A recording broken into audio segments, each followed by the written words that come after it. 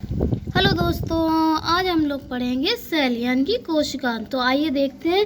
Cell जो शब्द है वो लैटिन भाषा के साइटो से लिया गया है, जिसका अर्थ होता है घर का बंद कमरा। ठीक है, चूंकि जो कोशिका है, कोशिका हिंदी में कोश का शब्द है, इंग्लिश का शब्द जो है वो है हमारा सेल, और जो साइटो जो शब्द है ये लैटिन भाषा का शब्द है। ठीक है, और सेल की स्टडी को हम साइटोलॉजी कहते हैं। ठीक है, अगर इंग्लिश की बात की जाए तो क्योंकि इंग्लिश में सेल कहा जाता है, इसलिए इंग्लिश में हम क्या बोलेंगे, सेल बायोलॉजी। ठीक है, उसके बाद चूंकि लैटिन भाषा में हम सेल को साइटो बोलते हैं, इसलिए यहाँ पे क्या बोलेंगे हम लोग, साइटोलॉजी, यानी कि स्टडी ऑफ द सेल की मतलब सेल की स्टडी को क्या कहते हैं, साइटोलॉजी कहते हैं। अब आती है इसकी डिस्कवरी की बात। तो रॉबर्ट हुक ने 1665 में जो है इसकी खोज करी थी, डेड सेल्स की खोज करी थी।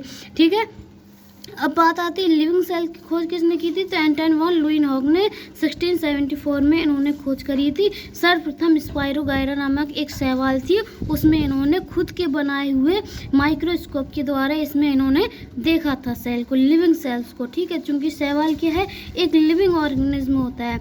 ठीक है, जिसमें स्पाइरोगायरा को भी देखा था इन्होंने, आरबीसी को देखा था, स्पर्मेटोजोआ यानी कि स्पर्म को देखा था, बैक्टीरिया को देखा था, प्रोटोजोआ को देखा था। ठीक है, तो इन सब की जो फादर हैं वो कौन कहलाते हैं, एंटोनी वॉन लुइनहॉग कहलाते हैं। क्यों? क्योंकि इन्होंने ही अपने खुद के द्वारा बनाए हुए माइक्रोस्कोप के द्वारा जो है इन सबको सर्वप्रथम देखा था, इसलिए इनके फादर कौन कहलाएंगे, एंटोनी वॉन लुइनहॉग कहलाएंगे। कब इन्होंने स्टडी की थी, 1674 में इन्होंने स्टडी की थी। ठीक है, बात आती है साइटोलॉजिस्ट कहते किसे हैं, यानी कि जो सेल के पिता हैं, जो फादर ऑफ साइटोलॉजी हैं, वो कौन कहलाते हैं। तो फादर ऑफ साइटोलॉजी हमारे रॉबर्ट हुक कहलाते हैं। क्यों कहलाते हैं? क्योंकि इन्होंने ही सर्वप्रथम सेल की खोज करी थी और शब्द दिया था सेल्यूला। ठीक है, ये वाली बात आ जाती है। ठीक है, अब आइए अब हम लोग देखते हैं कोश का सिद्धांत को। तो कोश का सिद्धांत अर्थात सेल थ्योरी, तो इसमें हम लोग देखते हैं कि क्या है। तो 1838 में कब की बात की गई है, 1838 की बात की गई है, जिसमें मैथियस स्लाइडेन बॉटनिस्ट थे। कहाँ के थे ये, जर्मन के थे। ठीक है, इन्होंने प्लांट सेल को देखा था सर्वप्रथम। ठीक है, उसके बाद बात आती है, इन्होंने कहा कि भाई हमने प्लांट सेल को देखा। तो प्लांट सेल में इन्होंने किसको देखा था, तो प्लांट सेल में जब इन्होंने स्टडी की थी तो उसमें एक भिन्न टाइप का स्ट्रक्चर इन्हें देखने को मिला था, जिसे कहते हैं अपन सेल वॉल। ठीक है, सेकंड नंबर पे बात आती है स्वान, जो कि ये कहाँ के थे, ये कहाँ के थे, ये 1839 में, यानी कि एक साल में। वहाँ 38 में जो स्लाइडेन खोज कर रहे थे, यहाँ 1839 में हमारे ब्रिटिश जूलॉजिस्ट थे, ब्रिटिश के थे ये, और ये जूलॉजिस्ट थे। तो इन्होंने इसलिए जूलॉजी जो शब्द है वो एनिमल के लिए होता है, तो इसलिए इन्होंने एनिमल सेल को खोजा था। ठीक है, मतलब देखा था। ठीक है, तो उसके बाद इन्होंने यहाँ पे इन्होंने ये बताया था कि भाई जो एनिमल सेल होती है उसमें एक थिन लेयर पाई जाती है, जिसे इन्होंने शब्द दिया था प्लाज्मा मेम्ब्रेन। ठीक है, तो इन्होंने प्लाज्मा मेम्ब्रेन को उसमें देखा था। ठीक है, उसके बाद जब ये दोनों आपस में मिले, तो जब ये दोनों आपस में मिलकर फिर इन्होंने एक दूसरे से जो है बातचीत की, इन्होंने एक दूसरे को बताया कि भाई मैंने ये खोजा, मैंने ये खोजा, मैंने ये देखा, मैंने ये देखा। ठीक है, तो इन दोनों के इसीलिए बोलते हैं कि सेल थ्योरी जो खोज का सिद्धांत है वो किसने दिया था, स्लाइडेन एवं स्वान ने दिया था। दोनों शब्द यहाँ पे महत्वपूर्ण देखने को मिलते हैं, क्योंकि एक ने प्लांट सेल को देखा, दूसरे ने देखा एनिमल सेल को। ठीक है, ये वाली बात आ जाती है। तो यहाँ पे जो है एनिमल सेल और प्लांट सेल दोनों में डिफरेंस जो है, मेन डिफरेंस क्या होता है, सेल वॉल का होता है। क्योंकि एनिमल सेल में जो है प्लाज्मा मेम्ब्रेन प्रेजेंट होती है, आउटर लेयर होती है जो कि थिन वॉल होती है, और जो सेल वॉल होती है वो एक थिक वॉल होती है। ठीक है, जो कि प्लांट सेल में प्रेजेंट होती है। अब बात आती है, अब इन्होंने इतनी बात तो बता दी थी, किसने, स्लाइडेन एवं स्वान ने। ठीक है, लेकिन ये नहीं बता पाए थे कि भाई जो कोशिकाएं हैं, जो सेल हैं, वो नई सेल कैसे बनती हैं। ठीक है, तो दूसरी सेल कैसे आ जाती हैं। ठीक है, तो ये वाली बात, ये थ्योरी जो है वो डिफाइन नहीं कर पाई थी। ठीक है, इस थ्योरी को डिफाइन फिर आगे जो है वो किसने किया, रुडोल्फ विर्चो ने किया। ठीक है, ये इनकी जो थ्योरी है वो मॉडिफिकेशन थ्योरी कहलाती है। ठीक है, रुडोल्फ विर्चो। ठीक है, इन्होंने फिर बताया था कि भाई जो पुरानी सेल्स हैं, जो प्री एग्जिस्टिंग सेल्स हैं, यानी कि जो पुरानी सेल्स हैं, ठीक है, पुरानी सेल, ठीक है, पुरानी सेल से ही नई सेल का फॉर्मेशन होता है, न्यू सेल का फॉर्मेशन होता है। तो इन्होंने एक बात और कही थी कि ओमनी सेलुला ए सेलुला, जो कि लैटिन भाषा का शब्द है, इन्होंने कहा था कि प्री एग्जिस्टिंग सेल से ही नई सेल्स का फॉर्मेशन होता है। तो ये वाली बात किसने की थी? रॉडल्फ विर्चो ने की थी। ठीक है, तो आई होप आप लोगों को इतनी बात समझ में आ गई होगी। अब हम लोग देखते हैं कि भाई जो सेल है वो सबसे बड़ी कौन है और सबसे छोटी कौन है। तो जो सबसे छोटी सेल है हमारे पूरे एनवायरनमेंट में, पूरी प्रकृति में, वो है माइकोप्लाज्मा। ठीक है, माइकोप्लाज्मा जो कि लगभग 0.3 माइक्रोन मीटर का होता है। ठीक है, ये वाली बात आ जाती है यहाँ पे। सबसे छोटी सेल्स होती है माइकोप्लाज्मा, इसको हम जोकर भी कहते हैं। ठीक है, ये जो है जो सेल्स होती है इसमें जो है वो प्लांट जो हमारी सेल वॉल होती है वो प्रेजेंट नहीं होती है। ठीक है, तो इस वजह से इसका जो है वो कोई भी आकार नहीं होता। यहाँ पे ये देखिए आप कि माइकोप्लाज्मा जो होता है वो सबसे छोटी स्मॉलेस्ट जो सेल है वो यही कहलाती है, जो विदाउट ऑक्सीजन के भी अपना मतलब आगे सरवाइव कर पाती है। ठीक है, और सबसे बड़ी सेल कौन सी आती है? तो सबसे बड़ी जो है शुतुरमुर्ग का अंडा आता है। ठीक है, अब मनुष्य की बात अगर की जाए, ये तो पूरे हमारे एनवायरनमेंट की बात होगी। अब खाली एक स्पीसीज जिसमें आता है मनुष्य, अगर मनुष्य की बात की जाए तो सबसे बड़ी जो सेल होती है मनुष्य में वो होता है ओवम, फीमेल का। फीमेल जो कि हम लोग रिप्रोडक्शन पार्ट में इसको मतलब आगे चलकर पढ़ेंगे। ठीक है, कि ओवम क्या होता है। ठीक है, और जो सबसे लंबी सेल होती है वो न्यूरॉन सेल होती है, जो कि ब्रेन में प्रेजेंट होती है। ठीक है, ये नॉन डिवाइडनल सेल होती है, मतलब इसमें जो है वो विभाजन नहीं होता। ठीक है, नॉन डिविजन होती है ये। ठीक है, सबसे छोटी सेल जो होती है यहाँ पे मनुष्य में देखा जाए तो सबसे छोटी जो होती है वो स्पर्म होते हैं। तो देखो, सबसे बड़ी हो गया ओवम। ठीक है, सबसे लंबी हो गई न्यूरॉन शब्द ही न्यूरॉन बड़ा है। ठीक है, सबसे छोटी स्पर्म, बिल्कुल छोटा सा शब्द है स्पर्म। ठीक है, तो सबसे छोटा हो गया स्पर्म, सबसे बड़ा हो गया ओव्यूल, और सबसे जो लंबा है वो हो गया न्यूरॉन। ठीक है, लंबा क्या है? न्यूरॉन। ठीक है, और इसमें जो न्यूरॉन है इसमें जो है वो डिवीज़न नहीं होता है, इसलिए कहते हैं पुलिस वाले जो कहते हैं कि भैया हेलमेट लगा के रखो। ठीक है, या फिर छोटे में जो बच्चे होते हैं सब माँ बाप यही कहते हैं कि भाई चाहे जहाँ पे भी चोट लग जाए लेकिन सिर में चोट मत लगने देना। क्यों नहीं लगने देना? क्योंकि सिर में जो है न्यूरॉन प्रेजेंट होते हैं, और न्यूरॉन जो होते हैं उनमें अगर ये डिस्ट्रॉय हो गए तो एक, जैसे कि हमारी सेल का जो नेचर होता है वो एक सेल डिवीज़न करके 2 सेल बनाती है, और 2 सेल डिवीज़न करके फिर 4 सेल, इस प्रकार डिवीज़न होता रहता है। ठीक है, लेकिन हमारी जो न्यूरॉन सेल होती है इसमें डिवीज़न नहीं होता है। ठीक है, और सबसे तेज़ विभाजन, लेकिन सबसे तेज़ यहाँ पे डिवीज़न नहीं होता, लेकिन यहाँ पे जो लीवर सेल होती है इसमें सबसे तेज़, सबसे फास्टली डिवीज़न होता है। यानी कि एक सेल से 2 सेल, 2 से 4 सेल, 4 से 8 सेल, 8 से 12 सेल, इस प्रकार बनती रहती हैं। ठीक है, तो इसलिए जो हमारे दारू पीने वाले, जो शराब पीने वाले लोग होते हैं उनका जनरली आप लोगों ने सुना होगा कि लीवर ख़राब हो जाता है। ठीक है, और वो जब 4 दिन महीना, आप लोगों ने देखा होगा वो लोग कहने लगते हैं हम नहीं, मतलब अब हम दारू नहीं पीते, अब हम दारू नहीं पीते, अब हम ये नहीं कर। ठीक है, तो ज़्यादा उन्होंने अगर 1 महीने 2 महीने के लिए दारू छोड़ दी तो लीवर क्या होगा?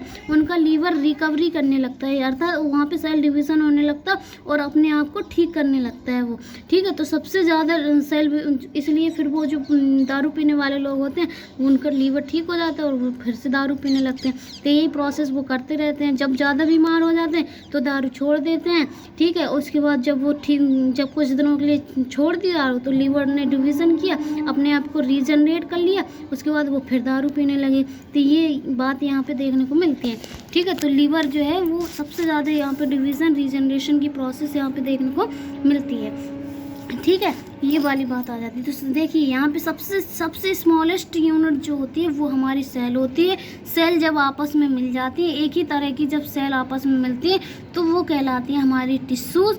जब टिश्यूज़ जो होते हैं इनका कार्य होता है कि तुम्हें ये चीज़ बनानी है, तुम्हें ये चीज़ बनानी है। तो जब ये टिश्यूज़, मान लो ये हार्ट की टिश्यूज़ हैं, तो इन्होंने हार्ट को बनाकर तैयार कर दिया। तो हार्ट क्या हो गया? हमारा ऑर्गन हो गया। और जब ये ऑर्गन जो है वो विभिन्न प्रकार के, यहाँ पे ऑर्गन जब इस सिस्टमेटिक तरीके से लग जाएंगे तो ये कंप्लीट बॉडी का फॉर्मेशन हो जाएगा। तो ये हमारी बॉडी हो गई। तो सबसे सेल जो होती है वो हमारी सबसे छोटी स्मॉलेस्ट यूनिट होती है, ठीक है। ये वाली बात आती है जो हमें क्या देती है, हमें फंडामेंटल स्ट्रक्चर प्रोवाइड कराती है, हमारी कार्यात्मक इकाई होती है, ठीक है। तो यहाँ पे स्ट्रक्चर ऑफ द सेल को देखेंगे तो कोशिका की संरचना जिसे हम कहते हैं, ठीक है। कोशिका शरीर की अर्थात लिविंग ऑर्गेनिज्म की सबसे छोटी इकाई होती है जो ऑर्गेनिज्म को एक निश्चित आकार, संरचना एवं क्रियाएं प्रोवाइड करती है। यानी कि जो सेल ही होती है जो किसी भी ऑर्गेनिज्म को बनाकर उसकी पर्टिकुलर शेप प्रोवाइड कराती है, उसको एक पर्टिकुलर संरचना प्रोवाइड कराती है, ठीक है। और वो उस बॉडी को किस प्रकार से कार्य करना है, किस प्रकार से वो जो है अपने फंक्शन शो करेगा, वो सारे कार्य कौन करता है, सेल ही करता है। क्योंकि एक सेल से ही कंप्लीट मनुष्य का फॉर्मेशन होता है। जो हमने यहाँ पे देखा था कि सबसे छोटी जो सेल होती है वो स्पर्म होता है, सबसे बड़ी जो सेल होती है वो ओवम होता है। तो जब ये सेल मान लो हो गया स्पर्म और ये सेल हो गया ओवम, ठीक है। जब इन दोनों के न्यूक्लियस आपस में जाकर फ्यूज हो जाएंगे तो ये एक सेल का फॉर्मेशन हो जाएगा जिसे अपन लोग कहते हैं जायगोट, ठीक है। तो ये जायगोट मान लो हमारे जीवन की प्रथम सेल है। कौन है? प्रथम सेल, सबसे छोटी, सबसे मतलब पहली सेल है। और इसी के बार बार डिवीजन होने से बन जाएंगे टिश्यू, और टिश्यू के डिवीजन होने से बनेंगे ऑर्गन, और ऑर्गन से फिर हमारी एक कंप्लीट बॉडी का फॉर्मेशन हो जाएगा। तो ये कहानी यहाँ पे देखने को मिलती है। अब हम लोग देखेंगे सेल के स्ट्रक्चर को।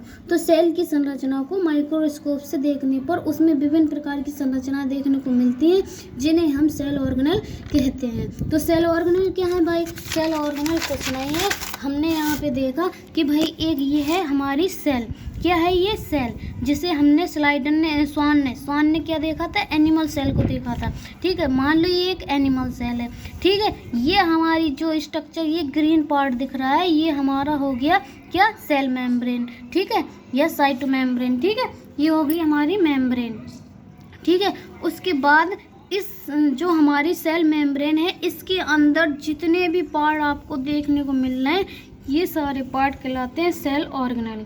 क्या कहलाते हैं? Cell organelle. इन्हें हम क्या कहते हैं? सेल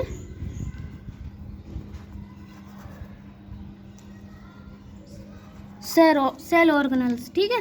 तो ये कहाँ पे प्रेजेंट होते हैं? ये हमारे होते हैं सेल के अंदर, सेल मेम्ब्रेन के अंदर, ठीक है। ये विभिन्न प्रकार के होते हैं, जैसे कि आपको सबसे पहले दिखाई दे रहा होगा। मान लो यहाँ पे सबसे बड़ा जो स्ट्रक्चर देखने को मिल रहा है वो है हमारा न्यूक्लियस, जो कहाँ प्रेजेंट होता है? सेल के सेंटर में प्रेजेंट होता है।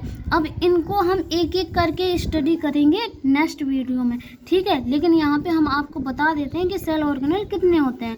विभिन्न प्रकार के सेल ऑर्गेनेल होते हैं, जिसमें सबसे फर्स्ट नंबर पे हम देखने को मिलेगा न्यूक्लियस, जो कि कहाँ होता है? सेल के ज़्यादातर सेंटर वाला पार्ट जो होता है वो न्यूक्लियस कहलाता है, ठीक है।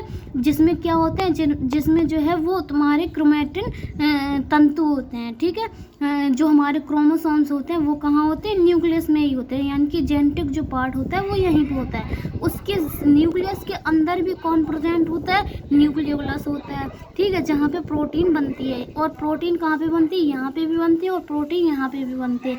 क्यों? क्योंकि इसमें न्यूक्लियस में भी जो है वो राइबोसोम्स को बनाने वाले मटेरियल प्रेजेंट होता है, ठीक है। उसके बाद हम देखने को मिलते हैं वैक्यूल। वैक्यूल क्या होता है? वैक्यूल में हम लोग कहते हैं कि हमारी बॉडी में जो है वो 70% जो है वो पानी भरा हुआ है। तो पानी हमारा कहाँ? क्या शरीर में भरा हुआ है? नहीं, हमारी सेल्स में भरा हुआ है। किस में भरा हुआ है? सेल्स के अंदर जो हमारा सेल ऑर्गेनेल है उसमें से सबसे जो हमारे एक देखने को मिलता है वैक्यूल। वैक्यूल में जो है वो पानी संग्रहण करने का ये कार्य करता है। फिर हमारे सेंट्रोसोम आते हैं। सेंट्रोसोम का कार्य होता है सेल को डिवाइड करने का, ठीक है। तो जहाँ पे ये सेल जो हमारी जो न्यूरॉन सेल होती है, कौन सी cell? Neuron cell.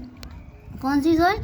Neuron cell जो कि कहाँ प्रेजेंट होती है, ब्रेन में। इसमें सेंट्रोसोम नहीं होते हैं, अब्सेंट होते हैं, इसलिए इसमें डिवीज़न नहीं होता है। और इनकी संख्या सबसे अधिक कहाँ होती है, इनकी संख्या सबसे अधिक होती है लीवर में। ठीक है, तो सबसे अधिक सेंट्रोसोम कहाँ प्रेजेंट होते हैं, लीवर में प्रेजेंट होते हैं, इसलिए लीवर जो है वो जल्दी जल्दी डिवीज़न यहाँ पे देखने को मिलता है और रीजनरेट अपने आप को कर लेता है। ठीक है, फिर हमें देखने को मिलता है लाइसोसोम। लाइसोसोम क्या करता है, इसका मेन वर्क जो होता है वो सड़े गले जो भी ये डेड हो जाते हैं, अगर ये सही से कार्य नहीं करेंगे, सपोज दैट माइटोकॉन्ड्रिया सही से कार्य नहीं कर रहा है, या फिर मान लो न्यूक्लियस सही से कार्य नहीं कर रहा है, या फिर मान लो वैक्यूल सही से कार्य नहीं कर रहा है, तो लाइसोसोम क्या करेगा, इसको खा जाएगा। क्यों, अगर इसको नहीं खाएगा तो ये जो है वो पूरी सेल सड़ जाएगी, फिर उसका क्या होगा, तो लाइसोसोम जो है, अगर ये सेल सड़ गई, सारे जो ऑर्गेनल हैं उन्होंने कार्य करना बंद कर दिया, तो लाइसोसोम जो होगा वो फट जाएगा और सेल को पूरा ख़त्म कर देगा, नष्ट कर देगा, पचा देगा। या फिर अगर ये कार्य नहीं कर रहा है तो ये इसको खा जाएगा, नष्ट कर देगा। जल अपघटक इसमें एंजाइम होते हैं जो इसको नष्ट कर देंगे। ठीक है, तो ये जो है वो सफाई करने का, ये सेल को पूरा जो है कार्य करता है। ठीक है, फिर आता है हमारा माइटोकॉन्ड्रिया। माइटोकॉन्ड्रिया जो है वो सेल को एनर्जी, हमारे अंदर एनर्जी कहाँ से आती है भाई, हमारे सेल में प्रेजेंट है माइटोकॉन्ड्रिया। माइटोकॉन्ड्रिया में क्रैश साइकिल चलती है जिसके द्वारा हमें 38 एटीपी प्राप्त होते हैं और 38 एटीपी से हमें ऊर्जा प्रोवाइड होती है। ठीक है, उसी ऊर्जा का हम यूज करके अपने विभिन्न कार्य करते हैं। जैसे हम इस वक्त बोल रहे हैं तो किसका यूज कर रहे हैं हम भाई, माइटोकॉन्ड्रिया से प्राप्त ऊर्जा का तो यूज कर रहे हैं। ठीक है, तो माइटोकॉन्ड्रिया का कार्य होता है ऊर्जा बनाने का। ठीक है, उसके बाद आता है राइबोसोम। राइबोसोम जो है वो हमारा प्रोटीन बनाने का कार्य करता है। क्या का बनाने का कार्य करता है, प्रोटीन बनाने का कार्य करता है। ये दो प्रकार के होते हैं, 70S और 80S। ठीक है, गोल्जी एपरेटस जो है वो संवहन का कार्य करता है, भाई किसको क्या प्रोटीन चाहिए, किसको क्या चाहिए, किसको क्या कमी है, किसको क्या ज़्यादा है, ये सारे कार्य जो है वो गोल्जी एपरेटस के होते हैं। ठीक है, जैसे कहीं पे ज़्यादा, जैसे इस वक्त हम वो, जैसे मान लो हम दौड़ रहे हैं, ठीक है, तो दौड़ते समय हमारे पैरों को बहुत अधिक एनर्जी की ज़रूरत है, तो गोल्जी एपरेटस क्या कहेगा कि भाई सब लोग एनर्जी कहाँ दो, पैरों की तरफ ले जाओ एनर्जी। ठीक है, तो ये गोल्जी एपरेटस जो है वो सब चीज़ का मतलब एक समय स्थैतिकता बनाए रखने का कार्य करता है। ठीक है, उसके बाद हमने वैक्यूल देख लिया, न्यूक्लियस देख लिया, न्यूक्लियोलस देख लिया, गोल्जी एपरेटस देख लिया, राइबोसोम्स का देख लिया, लाइसोसोम देख लिया, माइटोकॉन्ड्रिया देख लिया। ठीक है, और हमारे सेंट्रोसोम्स को हम लोगों ने देख लिया। और इसमें जो भरा हुआ मेन मुख्य पदार्थ होता है, ताकि ये सारे जो ऑर्गेनल हैं हमारे कहीं ऐसे आपस में लड़के फट ना जाए सेल। ठीक है, तो इसलिए इसमें प्रेजेंट होता है क्या, साइटोप्लाज्म। ठीक है, और ये यहाँ पे जो न्यूक्लियस है, न्यूक्लियस में भी भरा होता है न्यूक्लियोप्लाज्म। अब न्यूक्लियस है तो न्यूक्लियस में भरा होगा न्यूक्लियोप्लाज्म, और जो सेल है इसमें क्या भरा होगा, इसमें भरा होगा भैया साइटोप्लाज्म। ठीक है, और न्यूक्लियस है तो न्यूक्लियस में भरा होगा क्या,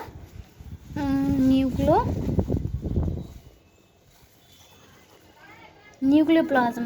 ठीक है, न्यूक्लियोप्लाज्म। अब ये हो गया हमारा ये हो गया हमारा जो सेल में भरा हुआ है साइटोप्लाज्म, और हमारे न्यूक्लियस में भरा हुआ है जो उसे हमने बोल दिया न्यूक्लियोप्लाज्म। ठीक है, तो ये दोनों आपस में क्या कहलाते हैं, ये दोनों जब आपस में हम संयुक्त रूप से इन्हें बोलें तो इन्हीं को बोलते हैं अपन प्रोटोप्लाज्म।